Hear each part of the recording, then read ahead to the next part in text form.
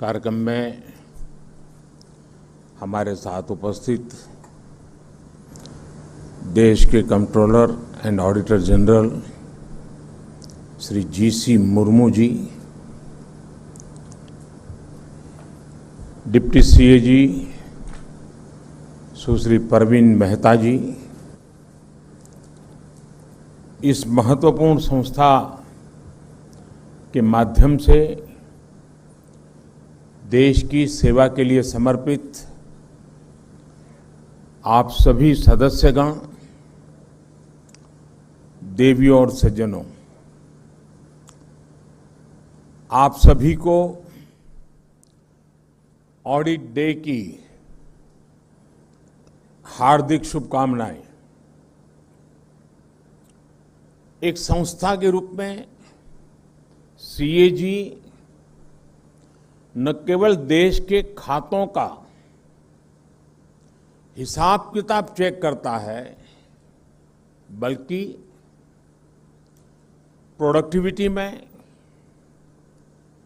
Efficiency में value addition भी करता है। इसलिए ऑडिट डे और इससे जुड़े कार्यक्रम इस अवसर पर हमारे चिंतन मंथन, हमारे इम्प्रूवमेंट और इम्प्रोवाइजेशन का महत्वपूर्ण हिस्सा है। मैं आप सभी को आपकी निष्ठा के लिए, सीएजी की प्रासंगिकता और गरिमा को लगातार नई दिशा देने के लिए बधाई देता हूं। साथियों, बहुत कम इंस्टीट्यूशन ऐसे होते हैं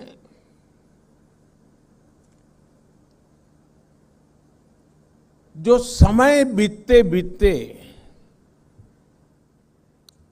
अधिक मजबूत होते हैं, अधिक मैच्योर होते हैं और अधिक उपयोगी होते हैं। ज्यादातर इंस्टीट्यूशन जन्म लेते हैं 3 दशक, 4 दशक, 5 दशक आते आते स्थितियां इतनी बदल जाती हैं कि वो कभी कभी अपना रिलेवेंस ही खो देते हैं। लेकिन सीएजी के संबंध में हम कह सकते हैं कि इतने सालों के बाद ये इंस्टीट्यूट अपने आप में एक बहुत बड़ी विरासत है, बहुत बड़ी अमानत है, और हर पीढ़ी को उसे संभालना, उसे संवारना, उसके सजाना और आने वाली पीढ़ियों के लिए और अधिक उपयुक्त बना करके उसको संक्रमित करना, ट्रांसफर करना, मैं समझता हूं ये बहुत बड़ी जिम्मेवारी भी है। साथियों, पिछली बार जब मैं यहां आया था, आप लोगों से मुलाकात हुई थी, तब हम महात्मा गांधी जी की 150वीं जयंती मना रहे थे। उस कार्यक्रम में बापू की प्रतिमा का अनावरण किया गया था, और आज जब ऑडिट डे का ये महत्वपूर्ण कार्यक्रम हो रहा है, तो देश अपनी आजादी के 75 वर्ष अमृत महोत्सव मना रहा है। आज हमें देश की अखंडता के नायक सरदार पटेल की प्रतिमा के अनावरण का सौभाग्य मिला है। गांधी जी हो, सरदार पटेल हो या फिर बाबा साहब आंबेडकर, राष्ट्र निर्माण में इन सभी का योगदान सीएजी के लिए, हम सभी के लिए, कोटि कोटि देशवासियों के लिए बहुत बड़ी प्रेरणा है। देश के लिए कैसे बड़े लक्ष्य तय किए जाते हैं, कैसे उन्हें हासिल किया जाता है, कैसे व्यवस्था में परिवर्तन लाया जाता है, इन महान व्यक्तित्वों की जीवन गाथा हमें बहुत कुछ सिखाती है। साथियों, एक समय था जब देश में ऑडिट को एक आशंका, एक भय के साथ देखा जाता था। सीएजी बनाम सरकार, ये हमारी व्यवस्था की एक सामान्य सोच बन गई थी। और कभी कभी तो ये भी हो जाता था कि बाबू लोग ऐसे हैं, ऐसा ही देते हैं। बाबुओं को लगता था सीएजी वाले ऐसे ही हैं कि हर चीज में उनको नुस्ख ही नजर आता है। हर एक की अपनी अपनी बात थी। लेकिन आज इस मानसिकता को बदला गया है। आज ऑडिट को वैल्यू एडिशन का अहम हिस्सा माना जा रहा है। सरकार के कामकाज का आकलन करते समय सीएजी के पास आउटसाइडर व्यू पॉइंट का एडवांटेज होता है। आप जो कुछ हमें बताते हैं उससे हम सिस्टमैटिक इंप्रूवमेंट्स करते हैं, उसे हम अपने लिए एक सहयोग के तौर पर देखते हैं। मुझे लंबे अरसे तक सरकारों का नेतृत्व करने का सौभाग्य मिला है। मैं जब गुजरात में मुख्यमंत्री था तब भी अपने अधिकारियों से कहता था और आज भी यही कहता हूं, सीएजी में जो डॉक्यूमेंट और डेटा मांगे जाते हैं वो तो आप जरूर दीजिए। अपने काम से जुड़ी दूसरी फाइल्स भी उन्हें दीजिए। इससे हमारे लिए और बेहतर काम करने का स्कोप तैयार होता है। हमारा सेल्फ असेसमेंट का काम आसान हो जाता है। साथियों, शुचिता और पारदर्शिता हमारे व्यक्तिगत जीवन में हो या सरकार में, ये हमारे लिए सबसे बड़े मोरल बूस्टर होते हैं। उदाहरण के तौर पर पहले देश के बैंकिंग सेक्टर में ट्रांसपेरेंसी की कमी के चलते तरह तरह की प्रैक्टिसेस चलती थी। परिणाम यह हुआ कि बैंकों के एनपीएस बढ़ते गए। एनपीएस को कारपेट के नीचे कवर करने का जो कार्य पहले के समय किया गया वो शायद मुझसे ज्यादा आप लोग जानते हैं। लेकिन हमने पूरी ईमानदारी के साथ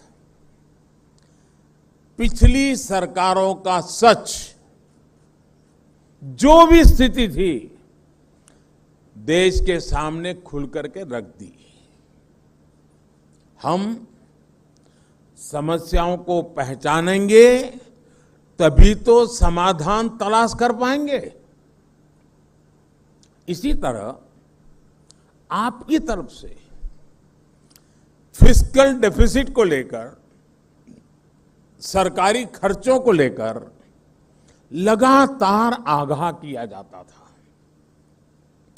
हमने आपके कंसर्न्स को सकारात्मक तरीके से लिया। अनयूज्ड और अंडर यूज एलिमेंट्स को मोनिटाइज करने के साहसिक निर्णय लिए। आज इन फैसलों के परिणाम फिर से गति पकड़ रही अर्थव्यवस्था, जिसकी चर्चा पूरी दुनिया में हो रही है, उसका स्वागत सम्मान हो रहा है।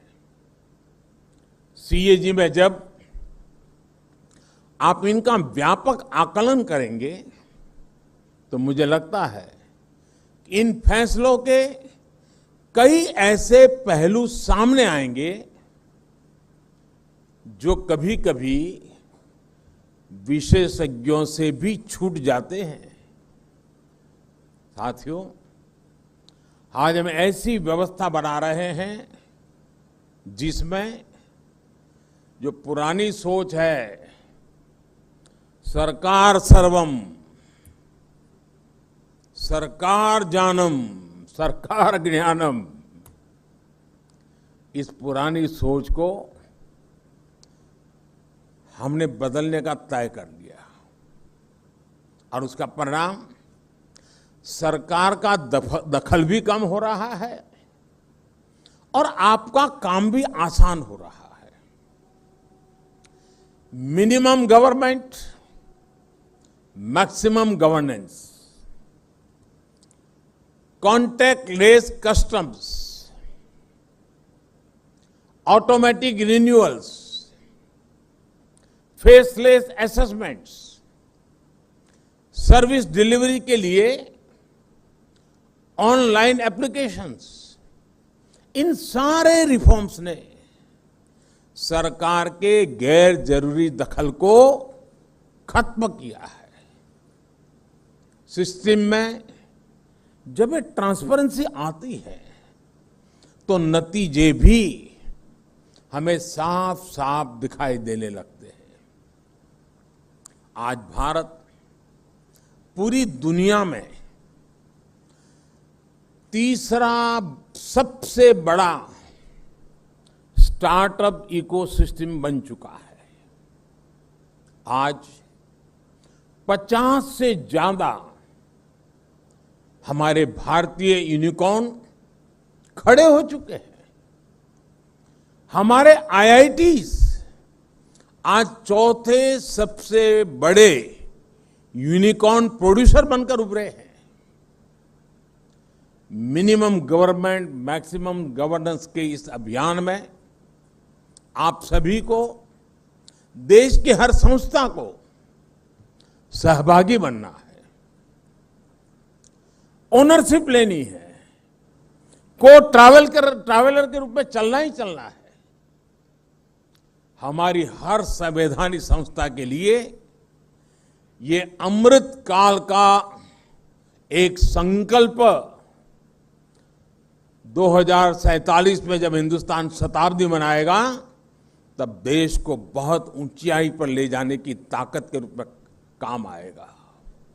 साथियों, दशकों तक हमारे देश में सीएजी की पहचान सरकारी फाइलों और वही खातों के बीच माथापच्ची करने वाली संस्था के तौर पर रही है।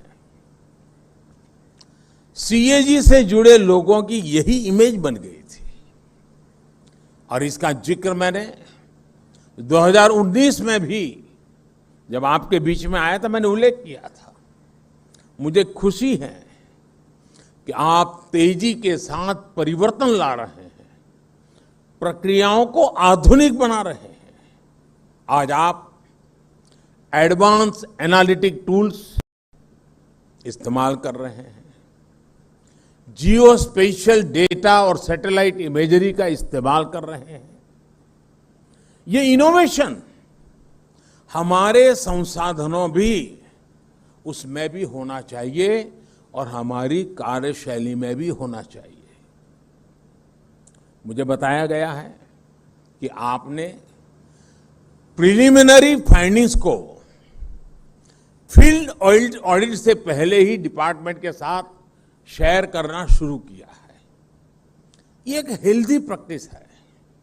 जब आप इन प्रिलिमिनरी फाइंडिंग्स को अपनी फील्ड स्टडी के साथ कंबाइन करेंगे तब इसके परिणाम और भी अच्छे निकलेंगे।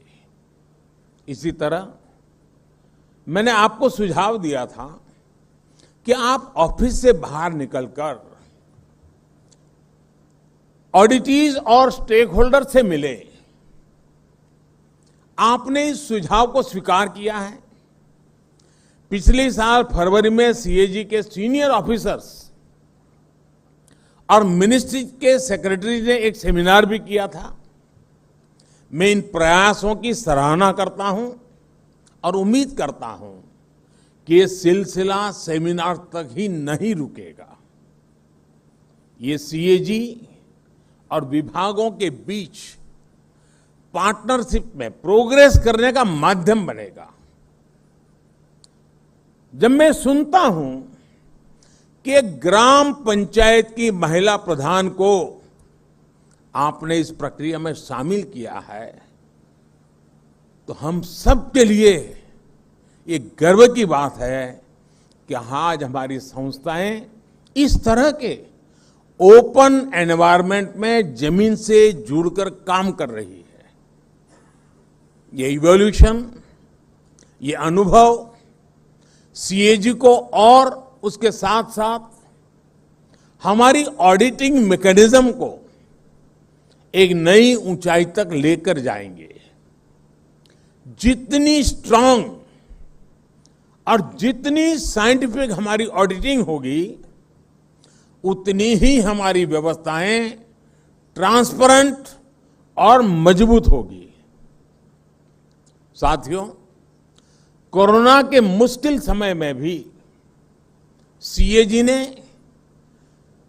कितनी तन्मयता के साथ काम किया, इसकी जानकारी मुझे मिलती रही है और अभी कुछ बातें मुर्मू जी से भी सुनने को मिली।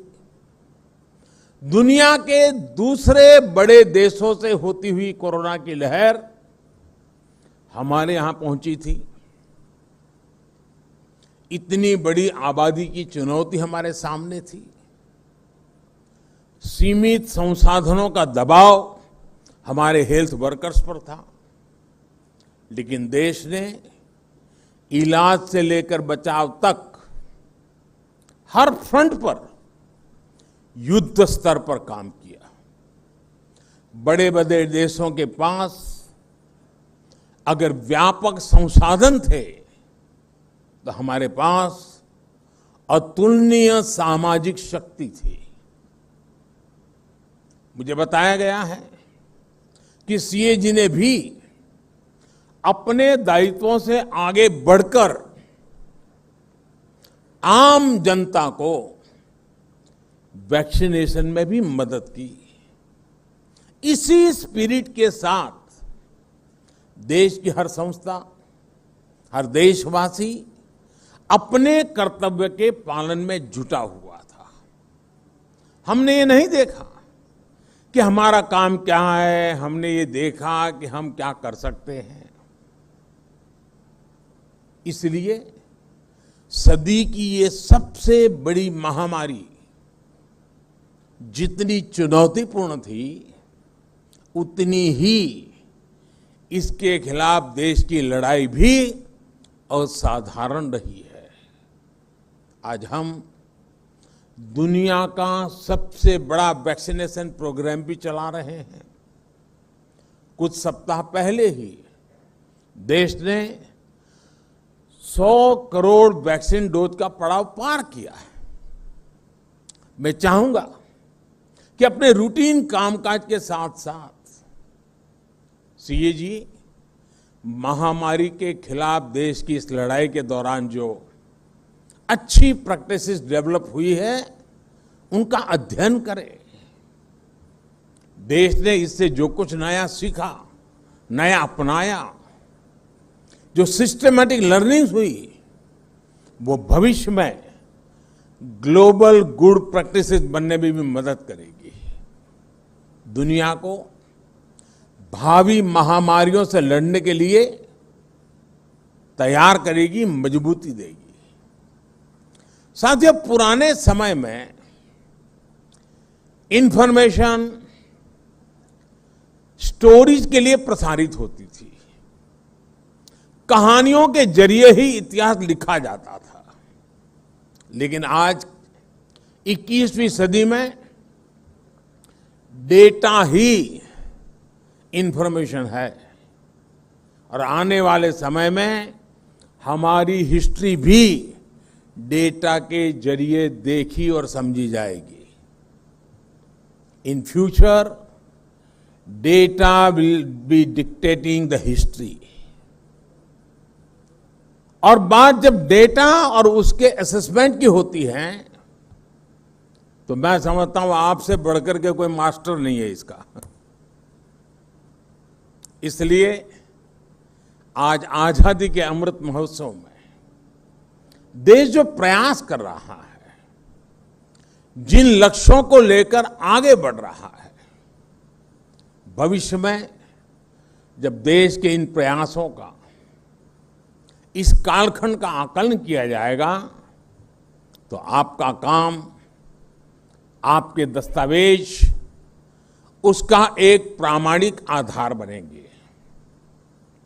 जैसे आज हम अपने स्वाधीनता संग्राम से जुड़े इतिहास को देखते हैं, उससे प्रेरणा लेते हैं, वैसे ही जब देश आजादी के 100 साल पूरे करेगा तो आपकी आज की स्टडी रिपोर्ट्स उस समय के भारत के लिए अपने इतिहास में झोंकने का, उससे सीखने का जरिया बन सकती है।